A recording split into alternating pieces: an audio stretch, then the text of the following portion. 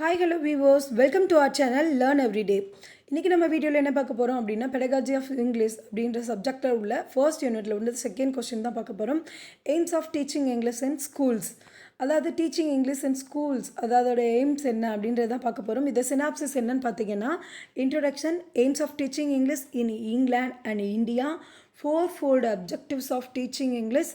அதில் வந்து ஃபோல்டு என்ன அப்ஜெக்டிவ்ஸ்ன்னு கேட்டிங்கன்னா, to understand spoken English, to read and understand written English, to speak correct English, to write correct English. இந்த 4 objectives பற்றி பார்க்க போகிறோம். நெக்ஸ்ட் வந்து கன்க்ளூஷன். இதுதான் சினாப்சிஸ். தென்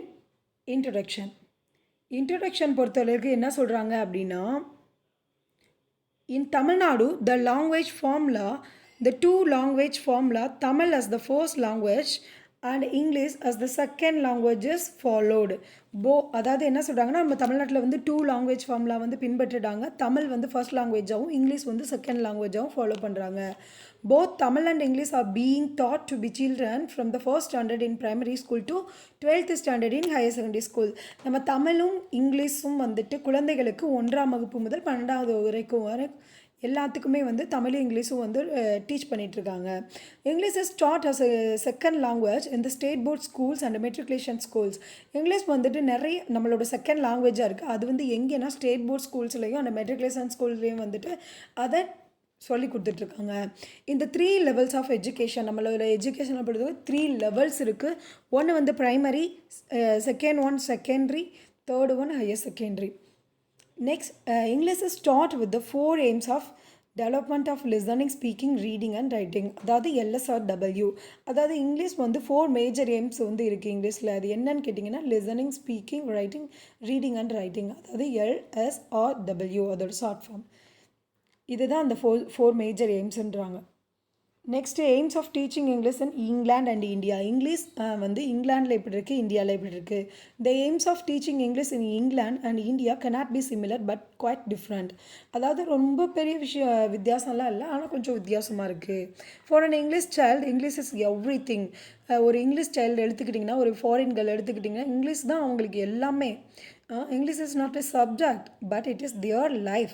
அது வந்து அவங்களோட சப்ஜெக்ட் கிடையாது, அவங்களோட லைஃபு, வாழ்க்கையே அதுதான் அப்படின்றாங்க. கரெக்டு தானே? ஆனால் other hand English is taught as a foreign and the second language in India. ஆனால் இன்னொரு பக்கம் பார்த்தோம் அப்படின்னா, இங்கிலீஷ் வந்து ஃபாரின் லாங்குவேஜ், ஃபாரினில் வந்து அது இங்கிலீஷ் அந்த கேர்ள்ஸ்க்கு வந்து எவ்ரி திங்காக இருக்கலாம் லைஃப்பில் வந்து. ஆனால் நம்மளை இந்தியாவை பொறுத்தவரைக்கு இந்த ஒரு செகண்ட் லாங்குவேஜ் தான். The main aim of teaching English is to be children, is to help children acquire practical command of English so that it may be useful to them in their everyday life. அதாவது நம்மளோட main aim என்ன அப்படின்னு கேட்டிங்கன்னா, இந்த இங்கிலீஷை வந்து teach பண்ணுறதுக்கு அது வந்து ரொம்பவே ப்ராக்டிக்கலாக பார்க்கும்போது ரொம்பவே இங்கிலீஷ் அப்படின்றது வந்து நம்ம நாட்டில் வந்து யூஸ்ஃபுல்லாக, அது எவ்ரிடே லைஃப்பில் வந்து நம்ம இங்கிலீஷ் தான் அதிகமாக யூஸ் பண்ணிகிட்ருக்கோம். ஸோ நமக்கு வந்து இங்கிலீஷ் வந்து செகண்ட் லாங்குவேஜாக இருக்குது. Fold objectives of teaching English. அந்த ஃபோல்டு அப்ஜெக்டிவ்ஸ் நான் சொன்னேன்ல, ஃபர்ஸ்ட் 4 பாயிண்ட்ஸ் அது தான் சொல்கிறாங்க. அது யார் சொல்லியிருப்பா அப்படின்னா, ஃபர்ஸ்ட் வந்து English is an important international and global language. We are all know very well English வந்து ஒரு இன்டர்நேஷ்னல் குளோபல் லாங்குவேஜ் அப்படின்றாங்க. According to Thompson and Wyatt, இவங்க 2 பேர் என்ன சொல்கிறாங்க அப்படின்னா, there are 4 aims of teaching English to Indian school children. Indian school சில்ட்ரனை பொறுத்தளவுக்கு ஒரு 4 எய்ம்ஸ் இருக்குது டீச்சிங் இங்கிலீஷில். என்ன அப்படின்னு கேட்டிங்கன்னா, to understand simple spoken English number 1. Number 2, to read and understand simple return English. 3, to speak simple, correct and idiomatic English. 4th, to read simple, correct, idiomatic English. அதாவது நல்லபடியாக இங்கிலீஷ் வந்து spoken பண்ணுறதுலேயும் சரி, return பண்ணுறதுலேயும் சரி, எந்த ஒரு mistake இல்லாமல் ஐடியோமேட்டிக்காக வந்து கரெக்டாக வந்து நம்ம வந்து பண்ணணும் அப்படின்றாங்க.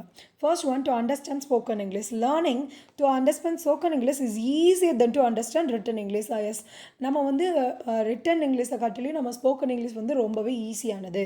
த ரீசன்ஸ் ஆர் ஏன் அப்படின்னு கேட்டிங்கன்னா, elliptical and idiomatic usages, unfamiliar intonation. அதாவது எலிப்டிக்கல் அண்ட் ஐடியோமேட்டிக் யூசேஜஸ், அதாவது எல்லா இதுலேயுமே வந்துட்டு ஒரு அடையாளமாக வச்சு நம்ம வந்து இதுதான் அப்படின்னு சொல்லிட்டு சீக்கிரமாக பேசும்போது வந்து ஈஸியாகிடும் எல்லாமே நமக்கு.